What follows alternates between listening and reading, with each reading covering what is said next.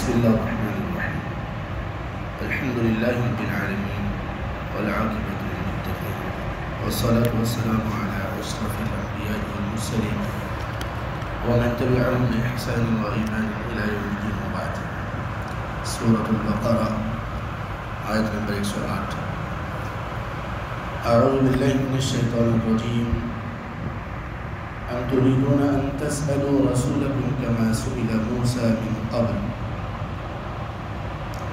یا تم یہ چاہتے ہو کہ تم اپنے رسول سے پوچھو جیسا کہ موسیٰ علیہ السلام سے اس سے پہلے پوچھا گیا، سوال کیا گیا. وَمَن يَتَبَدَّلِ الْكُفْرَ بِالْإِيمَانِ، اور جو شخص ایمان کے بدلے میں کفر کو تبدیل کرنا چاہے گا فَقَدْ ضَلَّ سَوَاءَ السَّبِيلِ، تو یقیناً وہ شخص سیدھے راہ سے گمراہ ہو گیا. اسلام میں ضرورت کے بغیر سوال کرنا یہ ناپسندیدہ ہے. نہ صرف یہ کہ ناپسندیدہ ہے بلکہ کسی موقع پر اس طرح کا سوال کرنا انسان کو حرمت میں داخل کر دیتا ہے، اور کبھی کبھی سوالات کی کثرت انسان کو کفر میں داخل کر دیتی ہے. کسی نے بڑا اچھا لکھا، اس نے کہا کہ دین کا سب سے زیادہ شوق رکھنے والے، سب سے بہترین سیکھنے والے، سب سے زیادہ دین کے عالم نبی صلی اللہ علیہ وسلم کے بعد آپ کے اصحاب تھے، اور انہوں نے آپ سے تقریباً کوئی 12 سوالات کیے جو قرآن میں موجود ہیں. یسألونک عن الیتامی، وہ آپ سے یتیموں کے متعلق پوچھتے ہیں. یسألونک ماذا ینفقون، وہ آپ سے پوچھتے ہیں کہ خرچ کتنا کریں. یسألونک عن الخمر والمیسر، وہ لوگ آپ سے شراب اور جوئے کے متعلق سوال کرتے ہیں. یہ بھی قریب 12 سوالات ہیں. وہ اس قدر بہترین لوگ تھے لیکن اتنے کم سوال کیے. کچھ سوالات حدیث میں بھی ہیں.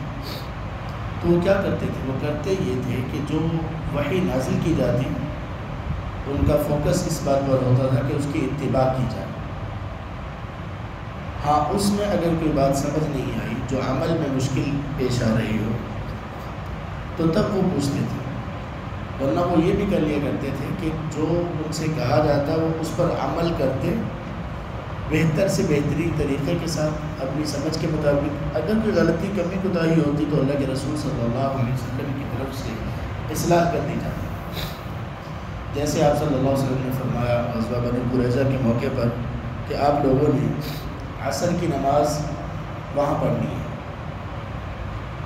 ان صحابہ نے سمجھا کہ اس سے مراد یہ ہے کہ وہاں جلدی پہنچنا ہے،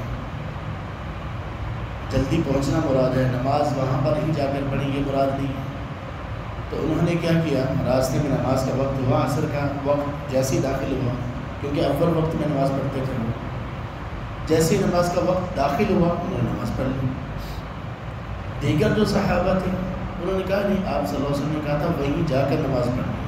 انہوں نے نماز کے اول وقت کو گزار کر تھوڑا بعد میں نماز پڑھی. اب اطاعت دونوں نے کی. اللہ کے رسول صلی اللہ علیہ وسلم کے سامنے جب یہ مسئلہ پیش ہوا تو آپ نے دونوں کو برقرار رکھا، اس لیے کہ دونوں نے اطاعت بھی کی اور دونوں نے جو کیا اطاعت اور فرمانبرداری میں کیا. تو اس طرح سے مسلم کا یہ وتیرہ ہے کہ جب ان سے کوئی بات کہی جاتی ہے تو وہ یہ کہتے ہیں سمعنا و اطعنا، سن لیا ہم نے اور یا رب ماننے کے لیے حاضر. مومن تو یہ ہوتا ہے. مومن کی ڈیفینیشن، مومن کی علامت، مومن کا وصف اس کے سوا کوئی ہے ہی نہیں. ہاں، ہوں، چونکہ، چنانچہ، ایسا اور ویسا، یوں تو یوں، یہ تو مومن کی بات ہی نہیں ہے. یہ تو باتیں ان لوگوں کی جنہوں نے نہ ماننا. ایک مرتبہ ایک شخص نے اللہ کے رسول صلی اللہ علیہ وسلم سے کوئی سوال کیا، آپ نے اس کو ناپسند کیا، اور پھر آپ نے یہ کہا بلکہ قرآن میں آیت اللہ تعالیٰ نے یہ نازل کی یا ایھا الذین آمنوا لا تسألوا عن اشیاء ان تبد لکم تسؤکم، اے ایمان والو تم ان چیزوں کے متعلق سوال نہ کیا کرو اگر خاص طور پہ جب وحی نازل ہو رہی ہوتی ہے. کچھ ایسی چیزیں ہیں اگر تمہارے لیے ظاہر کر دی جائیں تو تمہیں بری لگے گی. جیسے شخص نے کہا کہ اگر کوئی شخص اللہ عافیت میں رکھے کوئی شخص اپنی بیوی کے ساتھ کسی غیر مرد کو دیکھتا ہے تو کیا کرے؟ آپ نے فرمایا کہ وہ یا تو اس کے پاس 4 گواہ ہوں تو یا پھر وہ اپنی زبان کو بند رکھے. ہاں اس کو فارغ کرنا چاہتا ہے فارغ کر دے، لیکن حد تب لگے گی جب 4 گواہ ہوں. اس نے کہا کہ اللہ کے رسول کی کیسے ہو سکتا ہے کہ کوئی آدمی اتنا بڑا عمل دیکھے اور وہ گواہوں کو تلاش کرتا رہے؟ تو آپ صلی اللہ علیہ وسلم نے فرمایا یہ سعد نے یہ بات کہی. آپ نے فرمایا تم غیرت مند ہو، میں تم سے بھی زیادہ غیرت والا ہوں اور اللہ ہم سے بھی زیادہ غیرت والے ہیں جنہوں نے یہ اسلام، یہ طریقہ، یہ شریعت بنائی ہے. اب یہ سوال تو انہوں نے کر لیا لیکن جب بتایا گیا تو ان کو اچھا نہیں لگا. تو اللہ نے کہا کہ سوال نہ کرو ان چیزوں کے متعلق. کچھ ایسی بھی چیزیں تمہیں اگر بتا دی جائیں تو ناگوار گزرے گی. پھر اس کے بعد اللہ تعالیٰ نے لعان کا حکم نازل کیا سورہ النور میں، جس میں یہ ہے کہ اگر کوئی میاں بیوی میں سے کوئی شخص خاوند بیوی کو یا بیوی خاوند کو ایسی حالت میں دیکھ لے اور ان کے پاس گواہ بھی نہ ہو تو پھر وہ لعان کر سکتے ہیں. گواہوں کی جگہ پر وہ 4 قسمیں کھائیں گے اور 5ویں مرتبہ فیصلہ کن قسم ہوگی اور اس طرح سے وہ ایک دوسرے کے نکاح سے نکل جائیں گے، ختم ہو جائے گا. یہ بات نازل کی. آپ صلی اللہ علیہ وسلم نے ایک مرتبہ یہ کہا کہ حج ہر اس شخص پر فرض ہے جو حج کرنے کی استطاعت اور طاقت رکھتا ہے. اس نے سوال کیا افی کل عام، اللہ کے رسول کیا ہر سال کرنا فرض ہے؟ آپ کو بڑا ناگوار گزرا، بڑا ناگوار. آپ نے فرمایا ضروری علی ما ترکتکم علیہ، دیکھو جہاں میں نے تمہیں چھوڑا ہے تم بھی مجھے چھوڑ دو. کیوں پوچھتے رہے سوال جب میں نے تمہیں اس کی وضاحت نہیں کی، اس کی تفصیل نہیں بیان کی؟ تو ایک انڈرسٹوڈ سی بات ہے، فرض ہے، اب ایک دفعہ کر لو فرض ادا ہو جائے گا، یہ انڈرسٹوڈ سی بات ہے. تو جتنا میں نے تمہیں بتایا ہے مجھے اس پر چھوڑ دو، جہاں میں نے تمہیں چھوڑ دیا تو مجھے بھی چھوڑ دو. پھر آپ نے فرمایا کہ اگر میں یہ کہہ دیتا کہ جی تو پھر یہ ہر سال فرض ہو. اور پھر آپ نے یہ بھی کہا کہ وہ بہت ہی برا شخص ہے، اس کی آپ نے مذمت بیان کی کہ جس کی وجہ سے، جس کے سوال کرنے کی وجہ سے کوئی چیز حرام کر دی جائے یا اس میں سختی پیدا ہو جائے. تو بالکل بنی اسرائیل والا سوال ہے. ان کو کہا گیا تھا گائے ذبح کرو. گائے ذبح کرنے کا مطلب تھا پوری دنیا جہان کی گائے ذبح کر دیتے. سوال کرتے کہ مشکل ہوتی. تو یہ ہیں سوالات. ہاں ایک اور بھی حدیث ہے، اس میں ہم نے فرمایا شفاء العی السؤال، بیمار آدمی کی شفا سوال کرنے میں. یہ وہ بیماری ہے جو جہالت کی وجہ سے ہے. جہالت ایک بیماری ہے، فرمایا اس کی شفا سوال کرنا ہے. اس کا بیک گراؤنڈ یہ ہے کہ ایک شخص سفر کے دوران جنبی ہو گیا، اس پر غسل فرض ہو گیا، اس نے اور اس کے بیمار بھی تھا، وہ غالباً سر پر سخت تھا یا کچھ ایسا تھا. غسل کرنا اس کے لیے خطرناک تھا. اس لوگوں سے اس نے کسی سے پوچھا یا اس نے بلکہ خود اس کے ذہن میں آیا کہ یہ غسل اور فرض ہے تو ضروری ہے کرنا. اس نے غسل کیا اور وہ فوت ہو گیا. تو پھر آپ صلی اللہ علیہ وسلم یہ بات فرمائے کہ اس نے سوال کیوں نہیں کیا، پوچھا کیوں؟ یعنی جہالت کو مٹانے کے لیے علم نہ ہو تو پوچھنا یہ ضروری بھی ہے، لیکن سوالات کیسے ہونے چاہیے یہ الگ بات ہے. اسلام اتنا مکمل اور کامل دین ہے کہ سوال کرنے کا انداز اور سلیقہ بھی بتاتا ہے کہ سوال کیا کرنا چاہیے. تو اللہ کے رسول صلی اللہ علیہ وسلم کو یہ کہا گیا، ان کی قوم کو، آپ کے صحابہ کو یہ کہا گیا کہ کیا تم لوگ بھی اپنے رسول سے اس طرح کے سوال پوچھنا چاہتے ہو جیسے کہ موسیٰ علیہ السلام سے پوچھیں گے؟ کیا سوال انہوں نے پوچھا؟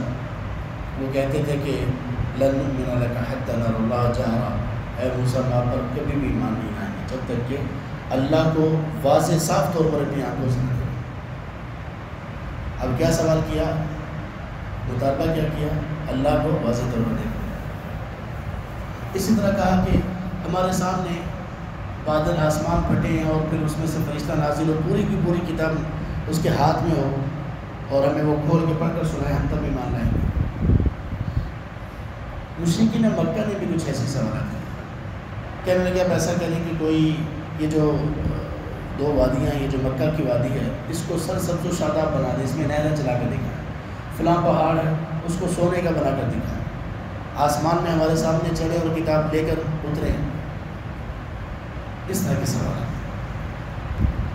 تو اس سے منع کیا گیا۔ وَمَن يَتَبَدَّلِ الْكُفْرَ بِالْإِيمَانِ، اور یہ جو کہا گیا کہ جس شخص نے ایمان کے بدلے میں کفر کو تبدیل کر لیا، یعنی ایمان کی حالت میں چل رہا تھا، اس نے کفر کی جو بات کی، تو یہاں اس طرح کے سوالات کرنا اس کو کفر قرار دیا جا رہا ہے کہ ایمان کی حالت کیا ہے، ایمان کیا ہے، سمعنا وأطعنا، اور ہر وہ سوال جو ایمان کے منافی ہو وہ بندے کو کفر کی طرف لے جاتا ہے۔ انہی سوالات میں سے ایک سوال یہ بھی ہے، جیسے اللہ نے یہ فرمایا قرآن میں اللہ کا چہرہ ہے، اللہ کے ہاتھ ہیں، سوال یہ کرنا کہ کیسے ہیں، یہ انہی سوالات میں سے آتا ہے، کیونکہ اللہ نے جتنا ہمیں بتایا ہم اس پر ایمان لائیں گے۔ اللہ کا چہرہ ہے، جی ہے، کیسا ہے، جیسے اللہ کی شان کے لائق، ہمیں نہ علم ہے، نہ علم ہو سکتا ہے، نہ اللہ نے ہمیں بتایا، نہ کوئی سورس ہے اس کے جاننے کا۔ اسی لیے جب اللہ تعالیٰ نے اپنے متعلق یہ باتیں نازل کی قرآن کریم میں، اب اندازہ کیجئے صحابہ کی پوری جماعت میں سے کسی نے یہ سوال نہیں کیا، کسی ایک شخص نے کہ اللہ کا چہرہ کیسا ہے، اللہ کے ہاتھ کیسے ہے، اللہ عرش پر ہے تو اللہ عرش پر کیسے ہے، کسی نے سوال نہیں کیا۔ تابعین میں سے کسی نے سوال نہیں کیا، تبع تابعین میں سے کسی نے سوال نہیں کیا۔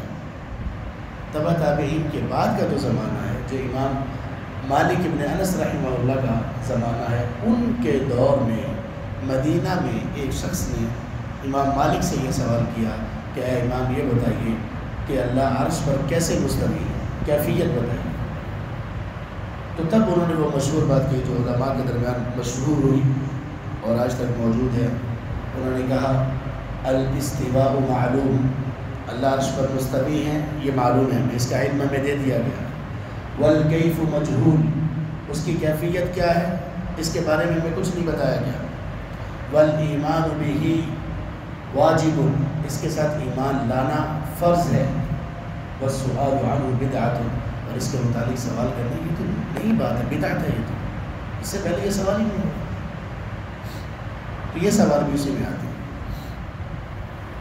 تو کہا کہ جس نے کفر کے بدلے میں ایمان کو تبدیل کرنے کی، ایمان کے بدلے کفر کو تبدیل کرنے کی کوشش کی، یعنی ایمان کو چھوڑ کر کفر کو اپنانا چاہا یا کفر کی کوئی بات کی، فقد ضل سواء السبیل، تو یقیناً وہ سیدھی راہ سے گمراہ ہو گیا۔ اللہ تبارک و تعالیٰ ہمیں سیدھی راہ چلنے کی توفیق نصیب فرمائے۔ سبحانک اللہم